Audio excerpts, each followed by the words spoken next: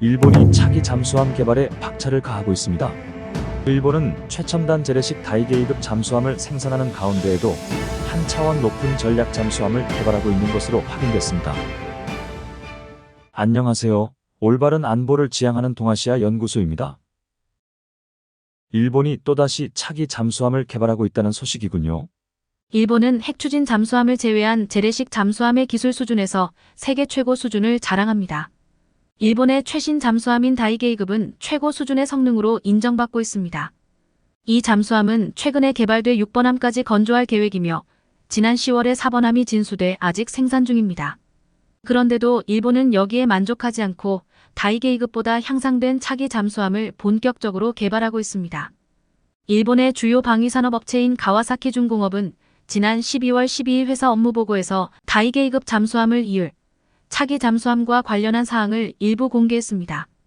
차기 잠수함은 이 회사의 독자적인 개념안이라고 전제하고 있습니다. 이 그림에는 먼저 원거리 미사일을 탑재하는 점을 강조하고 있습니다. 그리고 차기 잠수함은 높은 스텔스 기술, 높은 탐지 기술, 이산화탄소 분리 회수 기술, 기동성 향상을 갖추도록 개발되고 있다고 말했습니다. 일본 차기 잠수함에 적용될 기술이 궁금해집니다. 좀 더 자세히 설명해 주시죠. 중요한 기술 가운데 하나는 차기 잠수함에 적용될 수직 발사관입니다. 잠수함에서 미사일을 발사하는 방식으로 어뢰관을 통한 발사와 수직 발사관을 이용한 발사가 있습니다. 일본 잠수함은 그동안 어뢰관 이용 방식이었지만 미국의 대형 잠수함처럼 수직 발사관 이용 방식을 처음으로 채용할 가능성이 높아지고 있습니다. 가와사키 중공업의 자료에서도 수직 발사관이 나타나 있습니다. 4개의 수직 발사관을 제시하고 있습니다. 일본 방위성이 2022년 12월 발표한 방위력 정비 계획에서도 수직 발사관을 탑재한 잠수함을 개발하는 것을 담고 있습니다.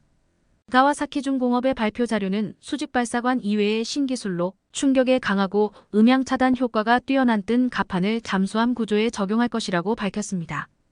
1차기 잠수함에서 수직 발사관은 이제 기정사실로 굳어지고 있습니다. 수직 발사관 방식은 어뢰관 방식보다 발사 시간과 연속 발사 시간이 짧고 더 많은 미사일의 탑재가 가능합니다. 그러나 단시간에 다량의 미사일을 발사해 사격 통제 시스템이 복잡해지고 미사일의 크기만큼 잠수함의 폭도 커져야 하므로 잠수함의 대형화가 요구됩니다. 이에 비해 어뢰관 이용 방식의 잠수함은 미사일의 직경이 기존 어뢰 발사관의 지름 533mm를 초과할 수 없습니다.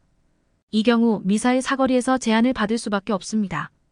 일본 잠수함의 수직 발사관 채용은 기존 잠수함의 구조 변경을 수반하는 야심작으로 보입니다. 그 점이 중요합니다.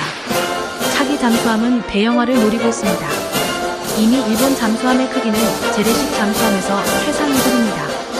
수중 배수량을 따지면 현재의 일본 최신 잠수함 다이게이급은 4,200톤 이상입니다. 참고로 한국이 자랑하는 안창호함은 3,800톤입니다.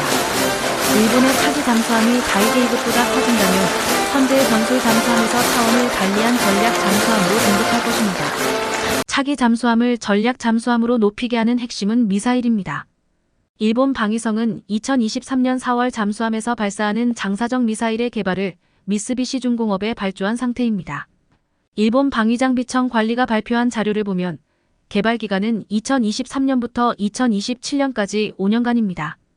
이 기간에 미사일 시험도 거쳐 개발을 신속하게 마치도록 하고 있습니다. 개발 중인 잠수함 발사 미사일은 기존 잠수함을 활용하는 어뢰 발사관을 이용하는 방식입니다. 사정거리는 1000km로 알려져 있습니다.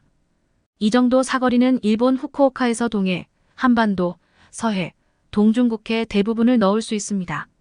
일본은 구조 변경된 신형 잠수함을 건조하지 않고 기존 잠수함을 활용해 미사일을 발사하면 비용 면에서 훨씬 유리하기 때문에 어뢰 발사관 이용 미사일을 일단 개발하고 있습니다. 수직 발사관 미사일은 어뢰 발사관 미사일보다 사정거리를 더 늘릴 수 있습니다. 아직은 해당 미사일의 사정거리가 어느 정도일지는 알 수 없습니다. 그렇지만 1000km 이상이 될 것은 분명합니다. 일본은 그동안 미사일을 자체 개발해 미사일 기술이 상당히 축적돼 있습니다.